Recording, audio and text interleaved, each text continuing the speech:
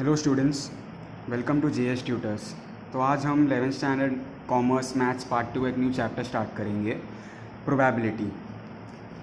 तो students, probability सबको 10th standard में था, सबको पता है प्रोबेबिलिटी क्या होता है। एक इजी चैप्टर था, अब 11th स्टैंडर्ड में भी है, पर थोड़ा एडवांस लेवल के सम्स रहेंगे ऑफ कोर्स। तो प्रोबेबिलिटी क्या होता है? प्रोबेबिलिटी का एक सिंपल मीनिंग हिंदी में बोल सकते हैं संभावना, और इंग्लिश में उसका दूसरा वर्ड है पॉसिबिलिटीज़। बट किस चीज़ का पॉसिबिलिटीज़? एक रियल लाइफ एग्जांपल दे सकता हूँ मैं, जैसे कि बारिश। अगर मैंने पूछा कि कल बारिश होगा या नहीं होगा, तो उसके प्रोबेबिलिटी क्या है, मतलब पॉसिबिलिटीज़ क्या हो सकते हैं बारिश होने के। इसके दो आंसर है, एक तो येस और नो। येस में बारिश होगा और नो में बारिश नहीं होगा। तो हम डेफिनेशन देखते हैं प्रोबेबिलिटी का क्या है टेक्स्ट बुक में। The dictionary meaning of probability is chance. जैसे कि मैंने वही बोला, chances. The words such as chance, probably, likely, possibly are used in real life. और एक एग्जांपल है जैसे कि कॉइन्स का। कॉइन्स को सब लोग ने टॉस किया ही होगा अपने रियल लाइफ में। अब कॉइन टॉस होने के बाद उसके पॉसिबिलिटीज़ क्या क्या है, मतलब चांसेस क्या क्या है आने के। दो चांस है, हेड और टेल। या तो हेड आ सकता है या तो टेल आ सकता है। तो प्रोबेबिलिटी पूरा अजम्पशंस पे है, मतलब गेस करने पे। जो भी चीज़ होगा उसका हमको पूरा आंसर पता है, जितने भी उसके पॉसिबल आउटकम्स या रिजल्ट्स है हमको सब पता है, पर एग्जैक्ट क्या आएगा वो हमें नहीं पता। तो ये प्रोबेबिलिटी के कॉन्सेप्ट में आ सकता है। जैसे कि कॉइन्स का एग्जांपल एक सिंपल है, हमें पता है हेड और टेल इसके दो पॉसिबल रिजल्ट्स है, बट एग्जैक्ट टॉस होने के बाद रिजल्ट क्या आएगा वो हमें पता नहीं। वो हमें गेस कर सकते हैं। अगर हमारा लक अच्छा रहेगा तो अगर हमने हेड बोला और हेड आया तो हमारा लक अच्छा है, बट हमने हेड वो एक गेस किया, ठीक है। तो अब मैथ्स में देखा जाए तो प्रोबेबिलिटी के जो चैप्टर है उसमें एक रैंडम एक्सपेरिमेंट किया जाता है, जैसे कि टॉस का, डाइस का तो सब खेले ही है, स्नेक एंड लैडर, लूडो में।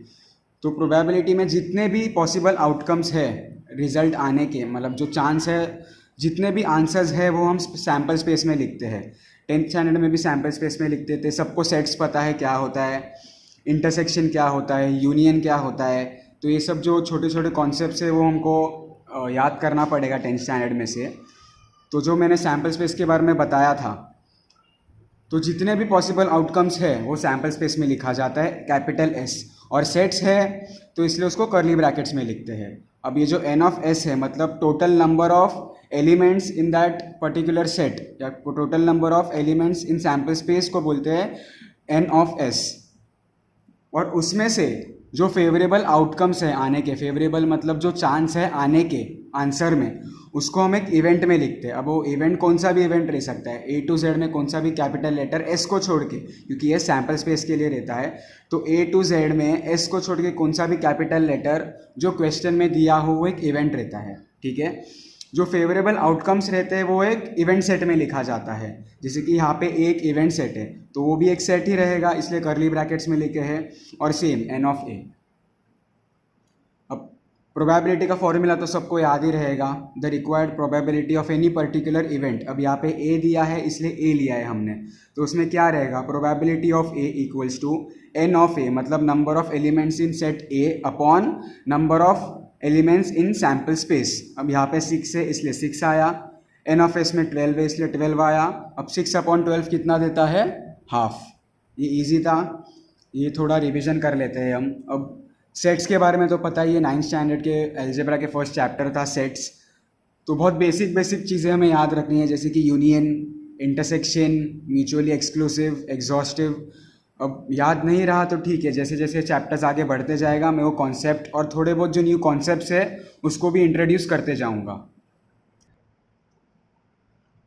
तो अब एक्सरसाइज 7.1 स्टार्ट करते हैं। First sum, state the sample space and N of S, मतलब total number of elements in sample space for the following random experiments. A, a coin is tossed twice. एक coin है जिसको 2 बार उड़ाया है। अब एक कंडीशन दिया है, if a second throw results in tail, मतलब जब सेकेंड थ्रो पे अगर टेल आता है तो एक डाई को फेंका दिया है, और डाई इज थ्रोन। वापिस से पढ़ रहा हूँ, a coin is tossed twice, if a second throw results in tail और डाई इज थ्रोन। एक कॉइन है, 2 बार उसको टॉस किया गया है, ठीक है। अगर सेकेंड, एक कंडीशन दिया, अगर सेकेंड थ्रो पे टेल आता है मतलब टी, तो वो लोग ने एक डाइस फेंका है। अब डाइस में भी कितने चांस है आने के, डाइस सब लोग ने सबको पता है डाइस में कितने नंबर्स होते हैं, 6 साइड रहते हैं और सब में 1 से लेके 6 का नंबर दिया रहता है। तो अब क्वेश्चन के हिसाब से अगर सेकेंड थ्रो पे टेल आता है तो एक डाइस फेंका जाएगा, मतलब 1 2 3 4 5 6। अब देखते हैं इसका सैम्पल स्पेस कैसे आएगा।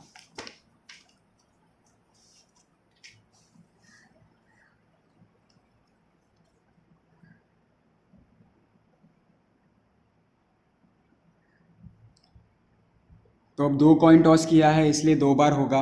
तो पहले देखते हैं एच एच टी एच, ये हो गया।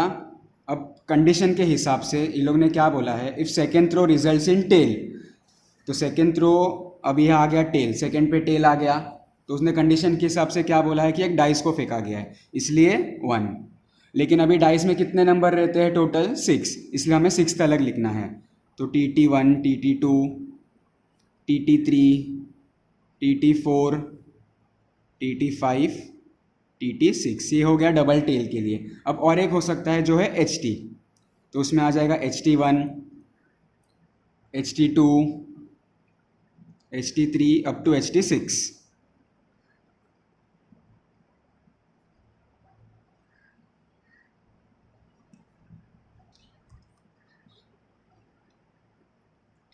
अब यहाँ पे ये लोग ने n ऑफ s भी लिखने बोला है, तो मैंने जब काउंट किया तो टोटल नंबर ऑफ एलिमेंट्स 14 आए, इसलिए यहाँ पे n of s equals to 14। ये रहा हमारा फर्स्ट पार्ट। अब देखते हैं सेकेंड इवेंट में क्या दिया है।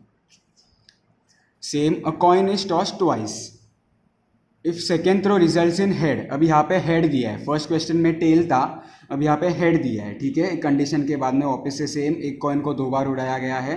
अब यहाँ पे क्या बोला है, अगर सेकेंड इसमें हेड आता है तो वापस से एक डाई को फेंका गया है। लेकिन इसके बाद और एक कंडीशन दिया है, otherwise a coin is tossed. ये मैं सेकेंड हाफ में आपको समझाता हूँ क्या है। पहले इसके लिए हम इतना तलक के लिए सैम्पल स्पेस लिख देते हैं।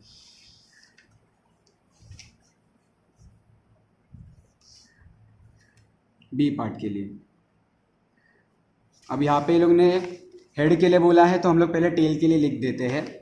तो TT एंड HT। अभी लोग ने क्या बोला है कि अगर सेकेंड पे हेड रहा तो डाइज आएगा। तो सेकेंड पे हेड पे कौन से पॉसिबिलिटीज़ है, पहला तो HH रहेगा, तो सेकेंड पोजीशन पे H आया तो डाइस आ जाएगा अप टू H6।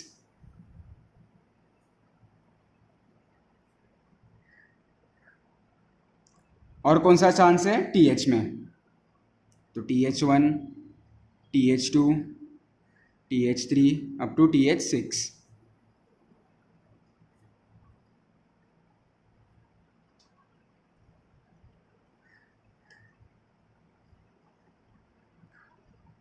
अब यहाँ पे हमने लिख दिया है, ठीक है। लेकिन क्वेश्चन में और एक स्टेटमेंट दिया है लास्ट में। क्या है स्टेटमेंट वो, कि a coin is toss twice if second throw results in head a dice thrown. अब सेकेंड हेड आया, उसके हिसाब से हमने डाइस फेंक दिया है 1 2 3 4 1 2 3 4 अप टू 6 तक।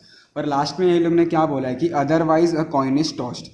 अदरवाइज मतलब यहाँ पे जो कंडीशन दिया है हेड के लिए, ठीक है, तो हेड के लिए कंडीशन क्या दिया है कि डाइस थ्रोन। पर यहाँ पे ये लोग ने और एक कंडीशन दिया है अदरवाइज। अदरवाइज मतलब हेड के अपोजिट, हेड के अपोजिट एक क्या हो जाता है अदरवाइज बोला तो टेल। तो जब टेल आता है मतलब अदरवाइज केस में, तो इतना याद रखना, प्रोबेबिलिटी के सम सॉल्व करने के टाइम पे आपका इंग्लिश अच्छा रहना चाहिए, क्योंकि ये लोग स्टूडेंट्स को कंफ्यूज करते हैं और लोग वर्ड्स के साथ खेलते हैं, इंग्लिश वर्ड्स के साथ। तो अगर ये तुम लोग मिस कर देते हो तो पूरा सम रॉन्ग हो जाता है।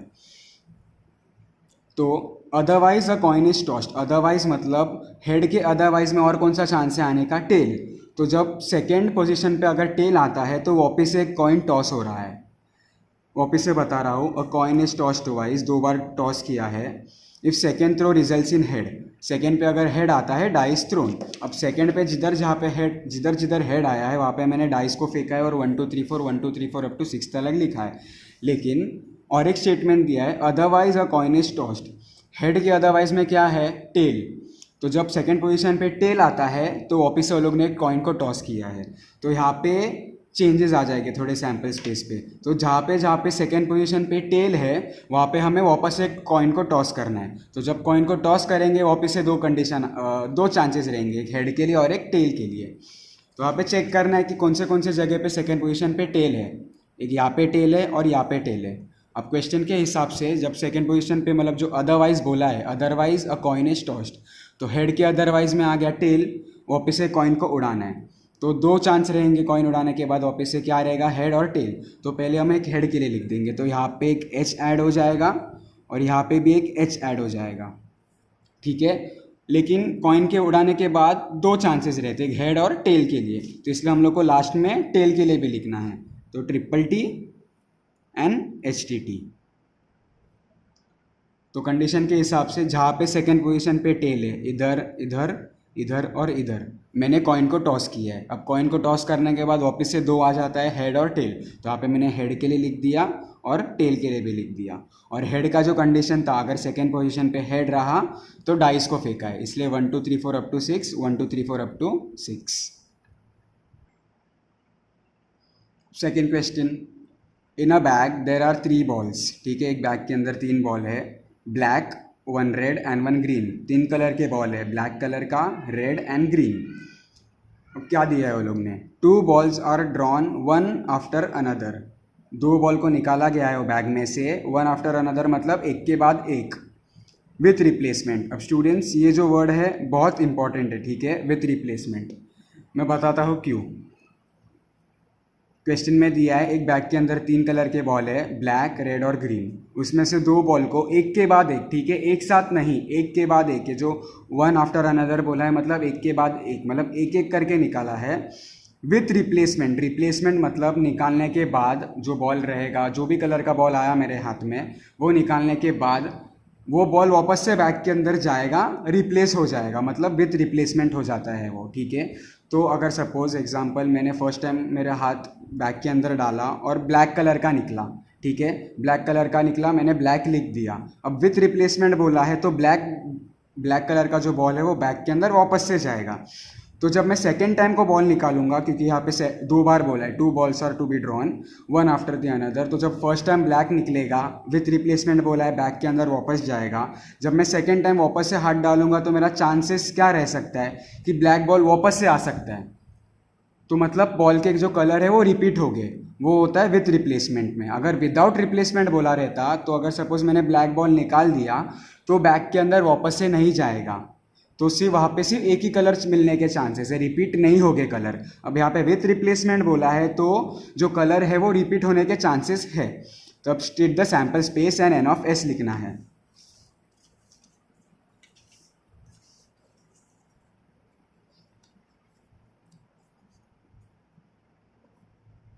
तीन कलर के बॉल है, ब्लैक, रेड, ग्रीन, ठीक है। अब क्या बोला है, सैम्पल स्पेस में लिखना है। सिंस ये रिप्लेसमेंट के साथ है तो फर्स्ट टाइम पहले हम ब्लैक के साथ करते हैं, ब्लैक निकला, ठीक है। अब ब्लैक निकालने के बाद विथ रिप्लेसमेंट बोला है तो ब्लैक कलर का बॉल वापस से बैग के अंदर जाएगा, तो मेरे चांस है ना कि वापस से ब्लैक ही निकले, इसलिए 2 ब्लैक। उसके बाद में वापस से first black and second red, first black second green, ये हो गया ब्लैक के साथ। अब करेंगे हम रेड के साथ। फर्स्ट रेड निकला, रेड निकालने के बाद वापस से विथ रिप्लेसमेंट बोला है इसलिए वो बैग के अंदर जाएगा। अब बैग के अंदर गया है तो मेरे चांस है कि सेकेंड टाइम भी रेड निकले, इसलिए 2 आर। फिर red and black, red and green. अब रेड के साथ हो गया, सेकेंड हम करेंगे ग्रीन के, थर्ड हम करेंगे ग्रीन के साथ, G G, green and black and G N R, हो गया। तो अभी इसमें एन ऑफ एस कितना रहेगा, 1 2 3 4 5 6 7 8 9। वापस बता रहा हूँ स्टूडेंट्स, 3 कलर के बॉल है, ब्लैक, रेड एंड ग्रीन, एक बैग के अंदर। उसमें से वो लोग 2 बॉल निकाल रहे हैं, एक के बाद एक विथ रिप्लेसमेंट के साथ। तो विथ रिप्लेसमेंट के साथ का मतलब होता है अगर मैंने एक बॉल निकाला पर्टिकुलर कलर का तो वो निकालने के बाद वो बैग के अंदर वापस से जाएगा। तो मेरे चांसेस बढ़ जाते हैं कि जब मैं सेकेंड टाइम बॉल निकालूंगा तो वही कलर के बॉल निकले, इसलिए यहाँ पे मैंने 2 बार ब्लैक लिखा है, 2 बार रेड लिखा है और 2 बार ग्रीन लिखा है। अंडरस्टूड, ईजी था ये। थर्ड क्वेश्चन, अब ये कॉइन वाला सम है। A coin and die are tossed, ठीक है, एक कॉइन है और एक डाई है, उसको टॉस किया गया है। State the sample space of the following events, 3 events दिया है ए बी सी, हम एक एक करके एक इवेंट को अप्रोच करते हैं। वापिस है, क्वेश्चन में क्या दिया है, एक कॉइन है और एक डाई है, उसको टॉस किया है। तो जब एक कॉइन बोला तो उसके 2 प्रोबेबिलिटी हो जाते हैं, एक हेड और टेल। और जब डाई को फेंका जाता है, मतलब डाइस को, उसके 6 हो जाते हैं, 1 से लेके 6 तक जो नंबर है डाइस के ऊपर वो। तो फर्स्ट इवेंट क्या है, A, getting a head and an even number, getting a head and an even number.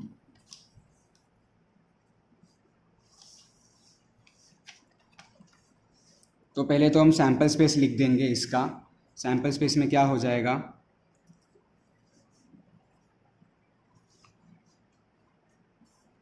Head, उसके साथ डाइस भी है तो इसलिए H1 H2 H3 up to H6 तक लिखना है।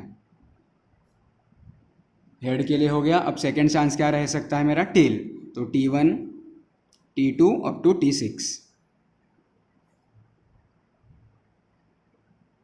ये रहा हमारा सैम्पल स्पेस। अब इवेंट ए, क्या बोला है event A, getting a head and an even number. Even number सबको पता है क्या रहता है, जो 2 से डिविजिबल रहते हैं, जैसे कि 2, 4, 6, 8, 10, ये सब इवन नंबर में आ जाता है। अब हमें चेक करना है क्या दिया है वो लोग ने, हेड और इवन नंबर।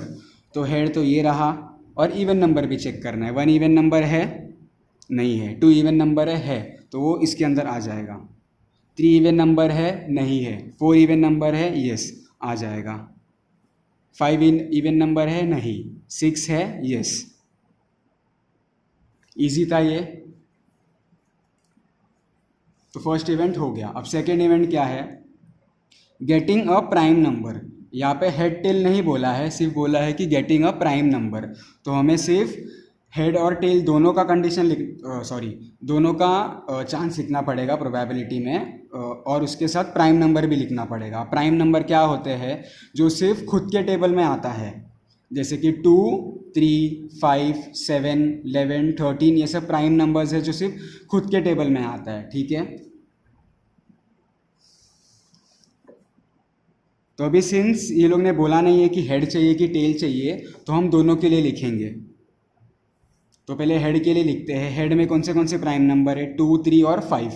तो H2, H3, H5, ठीक है, हेड के लिए हो गया। अब टेल के लिए लिखेंगे, कौन से है, T2, T3 and T5। Simple था। सी, थर्ड इवेंट क्या दिया है, getting a tail and a perfect square. Getting a tail, tail तो पता है, अब परफेक्ट स्क्वायर नहीं पता होगा तो मैं बता देता हूँ परफेक्ट स्क्वायर क्या होता है। परफेक्ट स्क्वायर का मतलब, अगर कौन सा नंबर, सेम नंबर की बात कर रहा हूँ मैं, अगर कौन सा भी नंबर रूट के अंदर हम लिखते हैं, ठीक है, रूट के अंदर हम लिखते हैं, और जब वो रूट के बाहर आके हमें एक नेचुरल नंबर देता है, एक नेचुरल नंबर देता है, तो वो एक परफेक्ट स्क्वायर हो सकता है। जैसे कि 16, अब 16 रूट के बाहर आ गया तो क्या हो जाएगा, 4।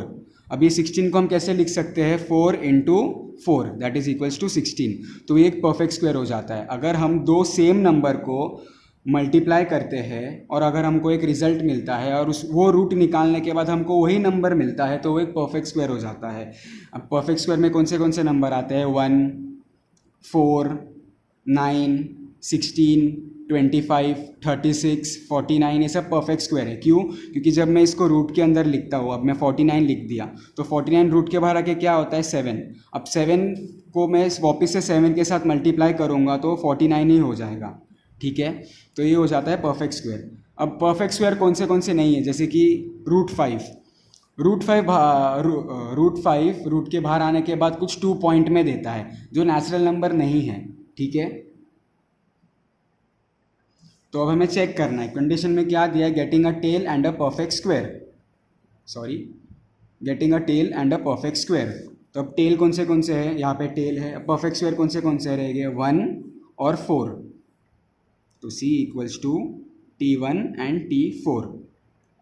1 क्यों, क्योंकि √1 1 ही रहता है, एंड 1 इंटू 1 इज़ 1, एंड √4 क्या है, √4 बाहर आने के बाद 2 हो जाता है, मतलब 2 2 ज़ा 4, therefore 1 and 4 are perfect square, और कंडीशन में दिया था टेल। इजी सम था ये बहुत।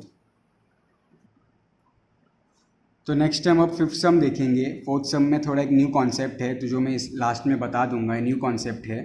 पहले फिफ्थ सम पे ध्यान देते हैं हम। क्या दिया है, two dice are thrown. Two dice are thrown मतलब दो डाइस है तो फेंका गया है। अब इसका सैम्पल स्पेस सबको पता है क्या हो जाता है, टोटल 36। 1,1, 1,2, 1,3, 1,4 अप टू 6,6 लिखना है हमें, ठीक है। Right the favourable outcomes for the following events. पहले सैम्पल स्पेस लिख देते हैं हम टू डाइस के लिए, ठीक है।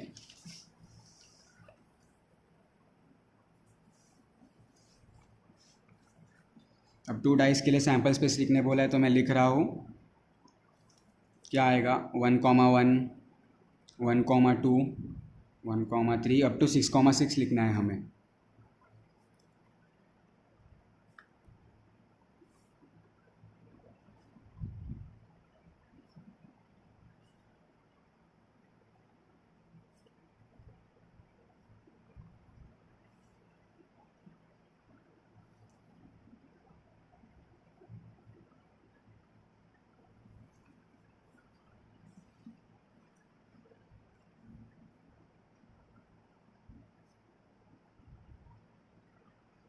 थोड़ा टाइम लगता है लिखने इसमें।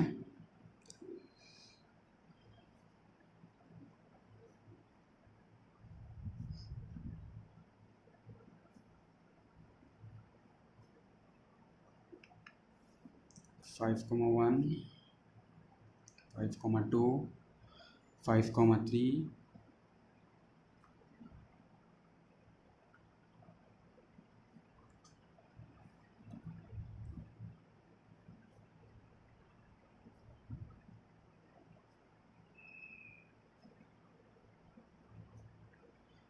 फाइनली हो गया, ठीक है। तो यहाँ पे मैंने सैम्पल स्पेस लिख दिया है टू डाइस के लिए, जो टोटल 36 ही आना चाहिए। अगर 36 नहीं आता है तो तुम कहीं ना कहीं रॉन्ग हो। अब देखते हैं इवेंट्स में क्या क्या दिया है हमें। क्या दिया है first event, P. Sum of the numbers, sum का मतलब होता है plus. Sum of the numbers on two dice, मतलब दोनों डाइस के ऊपर जो नंबर आएंगे उसका सम करने के बाद जो हमें रिजल्ट मिलेगा वो डिविजिबल बाय 3 और 4 रहना चाहिए, ठीक है। डिविजिबल बाय 3 और 4। अब जो दो डाइस दिया है यहाँ पे, ठीक है, दो डाइस है। अब जो ये नंबर है इसको ऐड करने के बाद जो हमें नंबर मिलता है, जैसे कि वहाँ पे ये 1,1 है, तो 1 + 1 कितना हो जाता है, 2। हमें चेक करना है कि ये जो टोटल सम मिलता है हमें वो 3 और 4 से डिविजिबल है या नहीं है, ठीक है। तो पहले हम देखते हैं कि 3 और 4 से कौन से नंबर्स डिविजिबल है। पहले तो 3 रहेगा, पहले 3 के लिए देखते हैं। 3, 6, 9, 12 और 4 के लिए क्या रहेगा, 4, 8, 12। अब मैं ज़्यादा बड़ा नंबर नहीं ले रहा हूँ क्योंकि यहाँ पे लास्ट 6,6 है और 6 + 6 12 देता है, तो यहाँ पे 16 से 12 के बड़ा नंबर लिख के कुछ मतलब नहीं होगा, ठीक है। तो अभी हमें चेक करना है ये सो ऐड करने के बाद हमें ये सब नंबर्स मिल रहे हैं कि नहीं। अगर ऐड करने के बाद ये नंबर मिल रहा है तो वो पी जो इवेंट है, ये वाला पी इसके अंदर चले जाएगा। जो इवेंट पी है ना, sum of the numbers on two dice is divisible by 3 और 4, ये इवेंट इसके अंदर चले जाएगा। तो P इक्वल्स टू, पहले देखते अभी 1,1 है तो 1 + 1 2 नहीं जाता है। 1,2, 1 + 2 दैट इज़ 3, 1 + 2 इक्वल्स टू 3, तो 3 इज डिविजिबल बाय 3, यस, तो आ जाएगा। तो अभी सिंपल है, आपको समझ गया रहेगा कि क्या करना है। ये दो नंबर को ऐड करना है और चेक करना है कि इसमें से हमको नंबर मिल रहा है नहीं मिल रहा है। अब नेक्स्ट कौन सा है, 1,3, तो 1 + 3 इज 4। अब यहाँ पे 4 है और 4 इज डिविजिबल बाय 4, यस, तो वो भी आ जाएगा। तो ऐसे एक एक करके हमें चेक करना है और सब आंसर्स लिखना है। तो 1,5 भी आ जाएगा क्योंकि 1 + 5 6 रहता है। अब 1,6 नहीं आएगा क्योंकि 1 + 6 is 7 and 7 is not divisible by 3 and by 4 also. अब next 2, 2,1, 2 + 1 is 3 and 3 is divisible by 3, yes. 2,2, 2 + 2 is 4, 4 is divisible by 4, yes.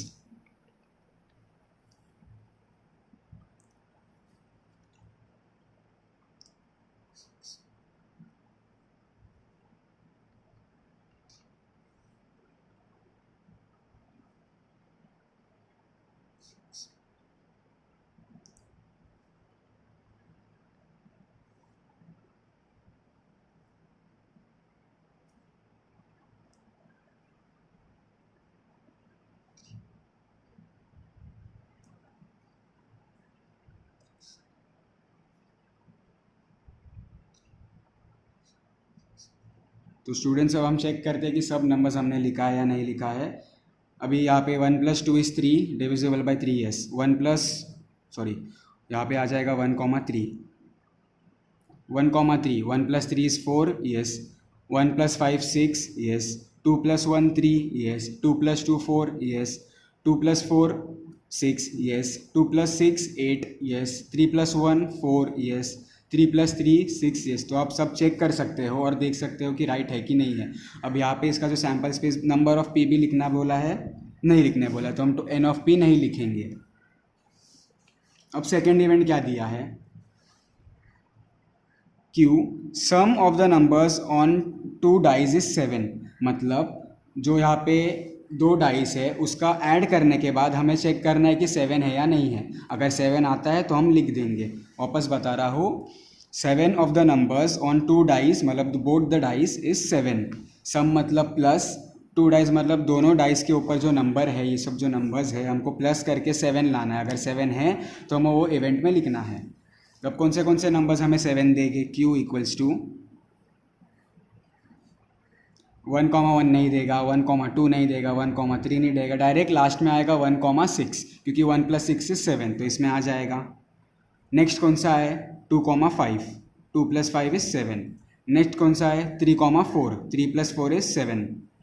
Next कौन सा है 4,3, फिर 5,2 एंड लास्ट में 6,1।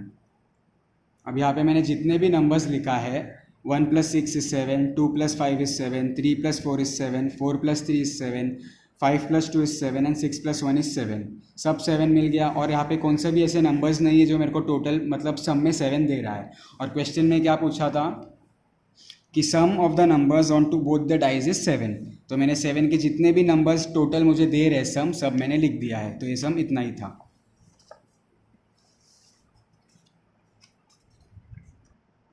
नेक्स्ट, तो यही सब में और इवेंट्स दिए हैं। सी, क्या दिया है सी में, आर दिया है एक event, sum of the numbers on 2 dice is a prime number. Sum मतलब वापस से प्लस करके देखना है हमें, और बोथ द डाइस के ऊपर सम करने के बाद हमें क्या चाहिए, एक प्राइम नंबर चाहिए। प्राइम नंबर मैंने पहले ही बता दिया था कि क्या होता है प्राइम नंबर। प्राइम नंबर वो नंबर्स रहते हैं जो सिर्फ खुद के टेबल में आते हैं, जैसे कि 2, 3, 5, 7, 11, 13, ये सब प्राइम नंबर्स है। तो हमें ऐड करने के बाद हमें इनमें से नंबर्स चाहिए। मैं लिख के दे रहा हूँ प्राइम नंबर्स कौन से है, 2, 3, 5, 7 एंड 11। अब मैं 11 से बड़ा नंबर नहीं ले रहा हूँ क्योंकि 6 + 6 = 12, तो 12 हमें उससे बड़ा नंबर नहीं मिलेगा। तो हमें ऐड करके हमें ये सब नंबर्स चाहिए क्योंकि ये सब प्राइम नंबर्स है। तो इवेंट R इक्वल्स टू, अब हमें चेक करना है कि कौन से डाइस के ऊपर जो नंबर है हमें ये सब नंबर्स दे रहे हैं। तो पहले 2 के लिए लिखेंगे हम। तो यहाँ पे मैंने सैम्पल स्पेस लिखा था पहले से। अब 2 में कौन से नंबर्स टोटल दे रहे हैं मुझे, 1,1, तो मैं 1,1 लिखूँगा। नेक्स्ट, और कौन सा नंबर्स है जो मुझे 2 दे रहा है टोटल में, नहीं, क्योंकि 1,1 देगा क्योंकि सबसे छोटा नंबर है।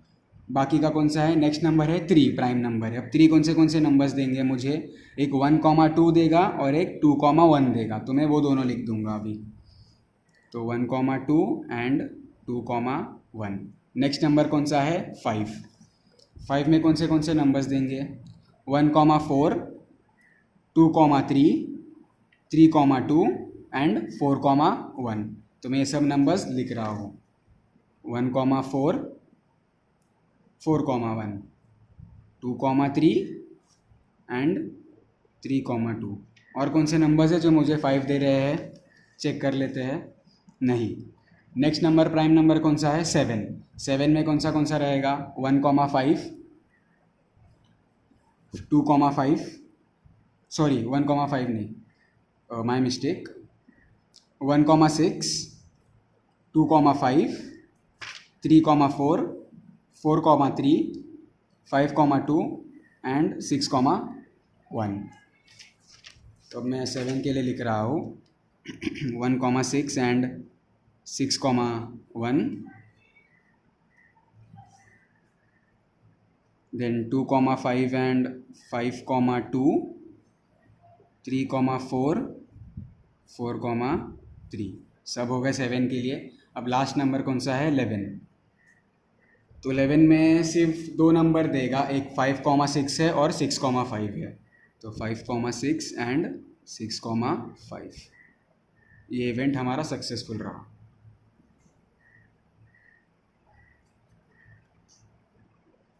तो स्टूडेंट्स अब यहाँ पे हमें और एक कुछ तो चेक करने बोला इसके बाद भी। क्या है? Also check whether events P and Q, जो फर्स्ट दो इवेंट्स थे P and Q, are mutually exclusive and exhaustive. और एक दिया है events Q and are mutually exclusive and exhaustive. तो ये जो दो चीज़ें दी है हमें, mutually exclusive and mutually exhaustive, हमें चेक करना है। अब ये जो दो चीज़ें तो ये सेट्स में पढ़ा था हमने, अब तुम्हें याद नहीं रहा तो मैं थोड़ा रिवाइज करा देता हूँ क्या होता है दोनों।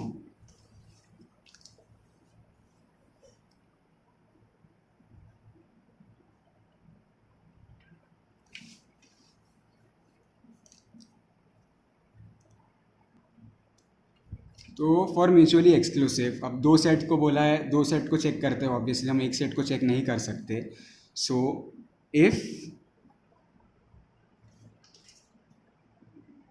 ए, जो भी सेट रहा, अभी यहाँ पे मैंने दो सेट ए और बी ले रहा हूँ, if A intersection B, intersection मतलब अगर दो सेट का हम इंटरसेक्शन निकालते हैं, मतलब कॉमन एलिमेंट्स लिखते हैं हम इंटरसेक्शन में, ठीक है। इफ़ ए इंटरसेक्शन बी, मतलब दो सेट का अगर इंटरसेक्शन मुझे एक नल सेट देता है, नल सेट मतलब एक एम्प्टी सेट, उसके अंदर एक भी एलिमेंट नहीं रहेगा, ठीक है। अगर मुझे दो सेट का इंटरसेक्शन नल सेट देता है तो वो एक म्यूचुअली एक्सक्लूसिव सेट रहते हैं, म्यूचुअली एक्सक्लूसिव, ठीक है। और अगर इंटरसेक्शन मुझे नल सेट नहीं देता है तो ये नॉट म्यूचुअली एक्सक्लूसिव हो जाएगा। इजी था ये, वापस बता रहा हूँ। अगर दो सेट का इंटरसेक्शन निकालने के बाद मुझे एम्प्टी सेट मिलता है, मतलब नल सेट, तो वो दो सेट म्यूचुअली एक्सक्लूसिव रहेंगे। और अगर not equal to null set रहेगा तो वो नॉट म्यूचुअली एक्सक्लूसिव रहेगा। ये रहा म्यूचुअली एक्सक्लूसिव के लिए, ठीक है। अब और एक जो था म्यूचुअली एग्जॉस्टिव, तो उसमें क्या चेक करना है? इफ़ दो सेट का यूनियन, यूनियन मतलब सब एलिमेंट्स लिखने हैं लेकिन जो सिमिलर एलिमेंट्स है उसको रिपीट नहीं करते हम, वो मुझे सैम्पल स्पेस देता है। सैम्पल स्पेस मतलब जो मेन सेट रहता है ना, सैम्पल स्पेस जितने सब पॉसिबल आउटकम या रिजल्ट लिखा जाता है, अगर मुझे वो देता है दो यूनियन, अगर दो सेट का यूनियन मुझे सैम्पल स्पेस देता है तो वो एग्जॉस्टिव हो जाता है। और अगर नॉट इक्वल टू देता है तो ऑब्वियसली नॉट एग्जॉस्टिव हो जाएगा।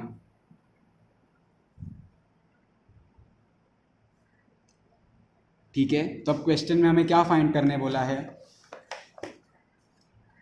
कि check whether events P and Q, जो फर्स्ट दो इवेंट्स हमने फाइंड आउट किया था, are mutually exclusive and exhaustive. हमें दोनों चेक करना है। तो पहले एक्सक्लूसिव के लिए क्या निकालेंगे हम? इंटरसेक्शन, ठीक है, पी और क्यू का। तो for mutually exclusive, for mutually exclusive किसका बोला है? P and Q. क्वेश्चन में पी एंड क्यू दिया है तो मैं पहले पी एंड क्यू का निकालूंगा। तो पी एंड क्यू कहाँ पे? ये रहा पी एंड क्यू।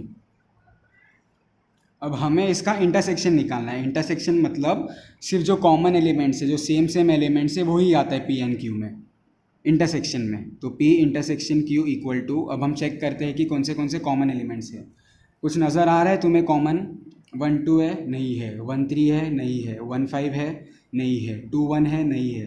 अब मैं यहाँ पे सब देख चुका हूँ, एक भी एलिमेंट्स रिपीट नहीं हो रहे, मतलब एक भी कॉमन नहीं है। अब कॉमन एक भी एलिमेंट्स मैच नहीं कर रहे, मतलब ये क्या हो जाएगा? Empty set. ऑब्वियसली अगर कुछ भी कॉमन नहीं है तो मैं सेट के अंदर लिखूंगा ही क्या? तो सेट खाली रहेगा, मतलब एम्प्टी सेट या null set. Therefore P intersections Q मुझे मिल रहा है एक एम्प्टी सेट। अब मैंने ऊपर एक कंडीशन लिखा था, अगर दो सेट का इंटरसेक्शन निकालने के बाद मुझे एम्प्टी सेट मिल रहा है तो क्या रहेगा? Mutually exclusive. और क्वेश्चन में क्या पूछा है? Check whether events P and Q are mutually exclusive. अब म्यूचुअली एक्सक्लूसिव मैंने चेक किया, इंटरसेक्शन नल सेट मिल गया, तो मैं क्या लिखूंगा? Since P intersection Q equals to null set, it is mutually exclusive. ठीक है, अब नेक्स्ट क्या बोला है? एग्जॉस्टिव। तो फॉर एग्जॉस्टिव हमें क्या चेक करना है? यूनियन। अब यूनियन अगर सैम्पल स्पेस से मैच करता है तो वो एग्जॉस्टिव रहेगा, अगर सैम्पल स्पेस से मैच नहीं करता है तो एग्जॉस्टिव नहीं रहेगा। तो P यूनियन Q। अब मुझे लगता है कि तुम्हें यूनियन निकालना आता है, तो तुम चेक कर लो क्या आएगा। अगर वो सैम्पल स्पेस से मैच करता है तो तुम्हें लिख देंगे since P union Q equals to sample space it is mutually exclusive. अगर एक भी एलिमेंट मिस आउट कर जाता है, ठीक है, अब सैम्पल स्पेस में यहाँ पे कितने एलिमेंट्स है, टोटल 36 है। अगर P यूनियन Q निकालने के बाद मैं डायरेक्टली देखता हूँ, गिनता हूँ, मैं डायरेक्ट गिन ही रहा हूँ, मैं यूनियन है तो मुझे सब एलिमेंट्स उसमें लिखना पड़ेगा, सब ऐडअप हो जाता है यूनियन में। तो 1 2 3 4 5 6 7 8 9 10 11 12 13 14 15 16 17 18 19 20 21 22 23 24 25 26। P यूनियन Q में मेरे को 26 एलिमेंट्स है और सैम्पल स्पेस में 36, मतलब 10 एलिमेंट्स मिसिंग हैं, तो ऑब्वियसली सैम्पल स्पेस से मैच नहीं करेगा। तो therefore since P union Q is not equal to sample space it is not mutually exclusive. तो मैं इतना टाइम पास नहीं करता हूँ ये पूरा sample space P union Q लिखने का, मैं डायरेक्टली लिख रहा हूँ since P union Q is not equal to sample space therefore it is not exhaustive।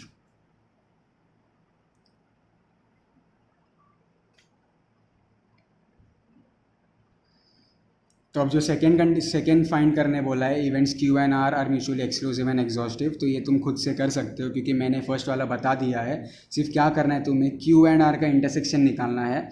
अगर इंटरसेक्शन नल सेट रहा तो एक्सक्लूसिव रहेगा, अगर नल सेट नहीं रहा तो नॉट म्यूचुअली एक्सक्लूसिव रहेगा। एग्जॉस्टिव में क्या करना है, दोनों का यूनियन निकालना है। यूनियन निकालने के बाद चेक करना है कि वो सैम्पल स्पेस से मैच करता है कि नहीं। सारे के सारे एलिमेंट्स मैच करने चाहिए, 36 और 36 दोनों में 36 एलिमेंट्स रहने चाहिए। अगर रहे तो वो एग्जॉस्टिव रहेगा और अगर नहीं रहा तो वो नॉट एग्जॉस्टिव रहेगा। ठीक है, तो स्टूडेंट्स अब एक नया कॉन्सेप्ट इंट्रोड्यूस कर रहा हूँ मैं। मैथ्स के जो बेसिक ऑपरेशन है हमें सब तो पता ही होंगे, जैसे कि प्लस माइनस मल्टीप्लिकेशन डिवीजन। अगर मैं पूछता हूँ कि दो नंबर को ऐड करना है 2 and 3, तो 2 + 3 कितना हो जाता है 5। अगर मैं बोलता हूँ कि हमें दो नंबर को मल्टीप्लाई करना है 3 and 5, तो 3 × 5 देगा मुझे 15। ये सब बेसिक ऑपरेशंस थे, ठीक है। अब एक न्यू ऑपरेशन है, ऑपरेशन या फंक्शन कुछ भी बोल सकते हो मैं, ये है फैक्टोरियल, ठीक है, FACTORIAL, क्या, फैक्टोरियल। और जैसे कि प्लस का सिंबल प्लस होता है, माइनस का सिंबल ये माइनस का सिंबल है, ये मल्टीप्लिकेशन का सिंबल है, तो सिमिलरली फैक्टोरियल का भी एक खुद का सिंबल है जो है एक्सक्लेमेशन मार्क, ठीक है, ये इसका सिंबल है। तो अगर सपोज तुमको मैंने बोला कि एक नंबर का फैक्टोरियल निकालना है, फॉर एग्जांपल 4, अब 4 का फैक्टोरियल है तो यहाँ पे फैक्टोरियल का सिंबल आ जाएगा।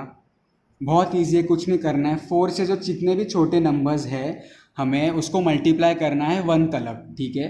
4 से जो छोटे छोटे नंबर्स हैं हमें मल्टीप्लाई करना है 1 तक। तब 4 से नंबर कौन से 4 × 3 हो जाएगा, × 2 हो जाएगा, × 1 हो जाएगा। मैंने क्या बोला था कि 4 से जितने छोटे नंबर्स है हमें मल्टीप्लाई करना है 1 तक। तो 4 से कितने नंबर्स है, 3 2 1। अब मैंने क्या बोला था, मल्टीप्लाई करना है तो मल्टीप्लाई करेंगे। अब इसका आंसर क्या रहेगा, 4 3 = 12, 12 2 = 24, 24 × 1 = 24।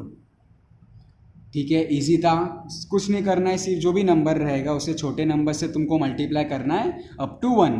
तो मैं 6 फैक्टोरियल बताता हूँ। 6 में क्या आ जाएगा, 6 × 5 × 4 × 3 × 2 × 1। अब ये कितना देगा देखते हैं हम, 6 5 = 30 और 30 × 4 120, 120 × 3 240, सॉरी वापस से बता रहा हूँ, मेरा गलती हुआ था। 6 5 = 30, 30 × 4 = 120 एंड 120 × 6, क्योंकि 3 2 = 6 एंड 6 1 = 6, 6 1 = 6। तो 120 × 6 कितना देगा मुझे, मल्टीप्लाई करके देखते हैं, ये देगा मुझे 720। तो आप घाई में गलत नंबर मत लिख देना, जैसे कि मैंने ओरली सॉल्व किया था, थोड़ा मिस्टेक हो जाता है। तो तुम्हें डायरेक्टली ऐसे कैलकुलेशन करके तुम लोग सॉल्व भी कर सकते हो। तो अब जो नेक्स्ट सम जो मैं बताने जा रहा हूँ ये इसके ऊपर ही रहेगा। और एक है कॉम्बिनेशन। अभी एक चैप्टर है तुमको इसके ऊपर पूरा, परम्यूटेशन एंड कॉम्बिनेशन, जो अब तक स्टार्ट नहीं किया है, सिर्फ इंट्रोड्यूस कर रहा हूँ तुमको उससे। तो परम्यूटेशन हम बाद में देखेंगे, पहले हम कॉम्बिनेशन देख लेते क्या होता है। अब मैं एक एग्जांपल दे रहा हूँ तुमको कि 4 बॉल है, ठीक है, जिसके ऊपर नंबर्स है। ये कॉम्बिनेशन लिख देता हूँ मैं। 4 बॉल है, 1 2 3 एंड 4, ठीक है, ये 4 बॉल्स है। अब कॉम्बिनेशन क्या होता है एग्जैक्टली अब मैंने बोला कि मुझे 2 बॉल रैंडमली सिलेक्ट करना है, इसमें से कितने बॉल, 2 बॉल रैंडमली सिलेक्ट करना है। तो ये कितना वेज में हम इसको सिलेक्ट कर सकते हैं, मतलब कितने पॉसिबल वेज है, मतलब तरीका है कि हम इसको सिलेक्ट कर सकते हैं, ठीक है। तो अब मैं इसको मैन्युअली करके बता रहा हूँ, बाद में फॉर्मूले की मदद से हम फाइंड आउट करेंगे। तो पहला वे क्या रहेगा, ये 2, सेकेंड वे रहेगा ये 2, थर्ड वे रहेगा ये 2। तो मैं पहले लिख रहा हूँ 1 एंड 2, ठीक है। सेकेंड क्या होएगा 2 एंड 3, थर्ड हो जाएगा 3 एंड 4, ये हो गया। फिर और एक वे कैसा रह सकता है 1 एंड 3, 2 एंड 4, तो 1 एंड 3, 2 एंड 4।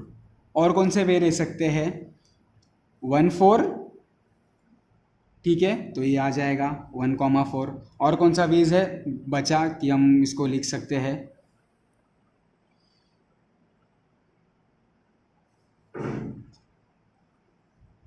नज़र आ रहा है कुछ स्टूडेंट्स, और कौन सा वे है जिसमें हम सिलेक्ट कर सकते हैं दो बॉल्स को।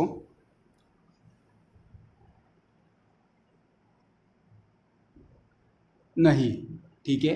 तो अब यहाँ पे कितना वेज हुआ 1 2 3 4 5 6, ठीक है, मतलब टोटल वेज कितने हो गए 6। लेकिन अब ये 4 बॉल थे इसलिए हम थोड़ा इजी पड़ा, अगर और कौन सा वे रह गया मुझसे छूट गया रहेगा तो आप चेक कर सकते हो वापस से। लेकिन अभी मुझे यहाँ पे 6 नज़र आ रहा है। और कौन सा वेज है यहाँ पे हम चेक करने के, 1 3 सब हो गया, मुझे 6 नज़र आ रहा है। अगर कुछ छूट गया रहेगा तो सॉरी, आप चेक कर सकते हो वापस से। अब मुझे यहाँ पे 6 वेज नज़र आ रहा है। अब यहाँ पे 4 बॉल था इसलिए इजी पड़ा। क्या अगर क्वेश्चन में 10 बॉल्स के ऊपर आया तो तुम लोग ऐसा तो बना नहीं सकते ना कि जब भी 10 बॉल्स हुआ तो 2 बॉल निकलने के कितने सारे कॉम्बिनेशन हो सकते हैं, बहुत सारे। सिमिलरली अगर मैंने नंबर बढ़ा दिया 50 या 20 तो तुम इतना तो बड़ा करते नहीं बैठोगे ना, और इतना काउंट करने फिर तुम इतना टाइम तो रहेगा नहीं एग्जाम में, इसलिए यहाँ पे कॉम्बिनेशन का फॉर्मूला यूज़ किया जाता है। अब कॉम्बिनेशन का फॉर्मूला क्या है, NCR। N रहता है टोटल नंबर्स और R रहता है हमें जितना क्वेश्चन में दिया है। अब यहाँ पे N कितना रहेगा 4, ठीक है। अब मुझे निकालना कितना इसमें से 2, तो R हो जाएगा 2, ठीक है। तो इसका फॉर्मूला क्या हो जाएगा n फैक्टोरियल, फैक्टोरियल मैंने अभी तुमको बताया क्या होता है।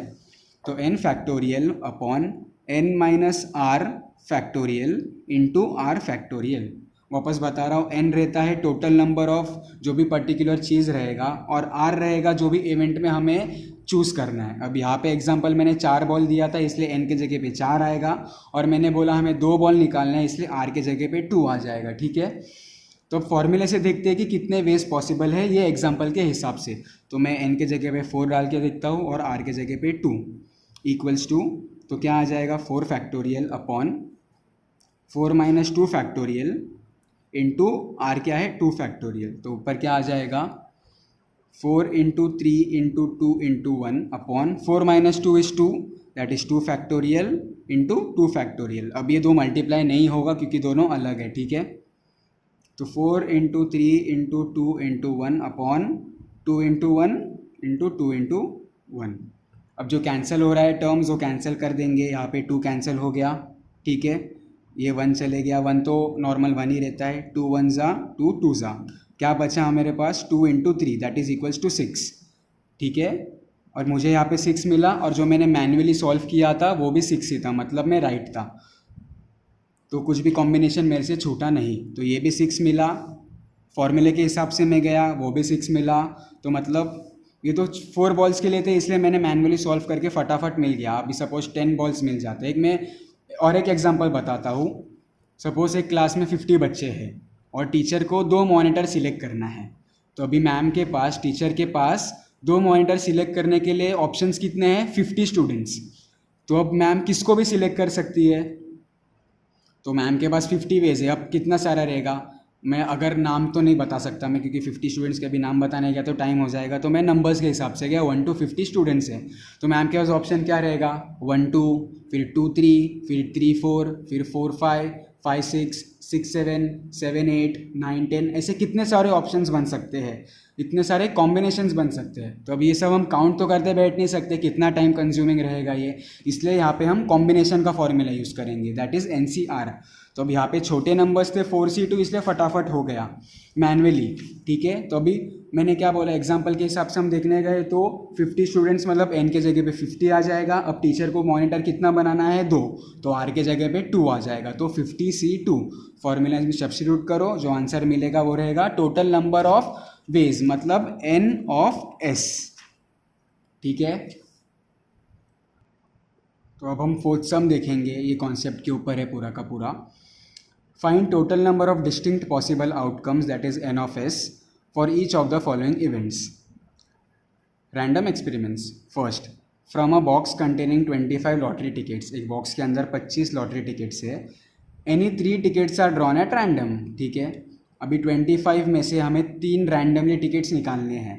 अगर आप मैन्युअली करने जाओगे तो मतलब 1 to लेके 25 तक लॉटरी टिकट्स रहेगा, आप निकालना कितना है? 3।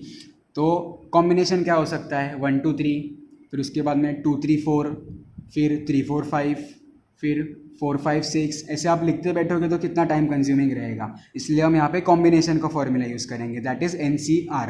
अब यहाँ पे कितना बोला है? 25, तो n के जगह पे 25 आ जाएगा, और निकालना कितना है? 3, तो r के जगह पे 3 आ जाएगा। बहुत ईजी सम था ये, तो मैं लिख रहा हूँ फोर्थ सम। अब लॉटरी टिकट्स कितना है?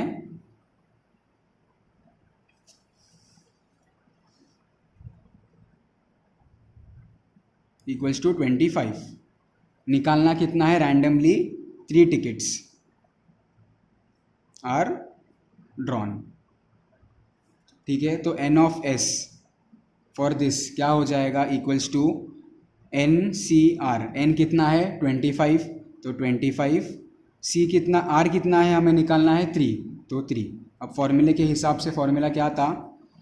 n factorial upon n minus r factorial into r factorial. n क्या है? 25 factorial upon 25 minus 3 factorial into 3 factorial. क्या हो जाएगा इसमें? तो 25 इंटू 24 इंटू 23 इंटू 22 फैक्टोरियल लिख रहा हूँ। अब मैं ये यहाँ पे शॉर्टकट यूज़ कर रहा हूँ, क्यों पता है? क्योंकि नीचे 25 माइनस 3 मुझे कितना देगा? 22, तो नीचे 22 फैक्टोरियल आ गया इंटू 3 फैक्टोरियल। अब ये 22 फैक्टोरियल और ये 22 फैक्टोरियल कैंसिल हो जाएगा, तो हमारा टाइम बच जाता है। Into 25 into 24 into 23 upon 3 factorial क्या रहेगा? 3 इंटू 2 इंटू 1। अब जो कैंसिल हो रहा है कैंसिल करेंगे, जो कैंसिल नहीं हो रहा है वो मल्टीप्लाई करके जो फाइनल आंसर हमें मिलेगा। अब कैंसिल क्या क्या हो रहा है?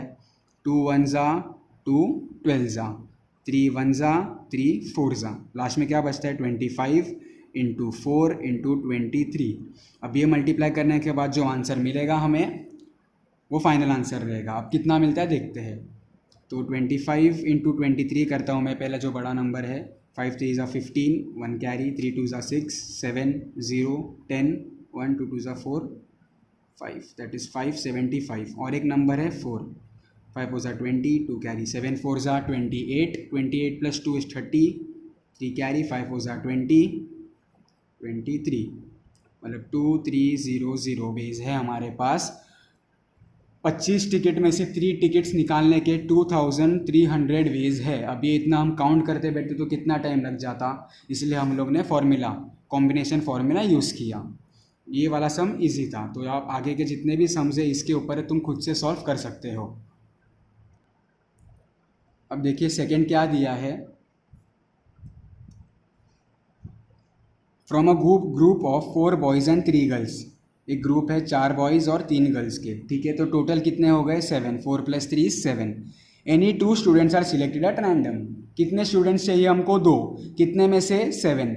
तो अब ये क्या हो जाएगा फॉर्मूले के हिसाब से, n कितना रहेगा यहाँ पे 4 + 3 दैट इज 7, कितने स्टूडेंट सिलेक्ट करने हैं 2, तो 7C2 मतलब 7 factorial upon 7 - 2 factorial into 2 factorial फॉर्मूले के हिसाब से।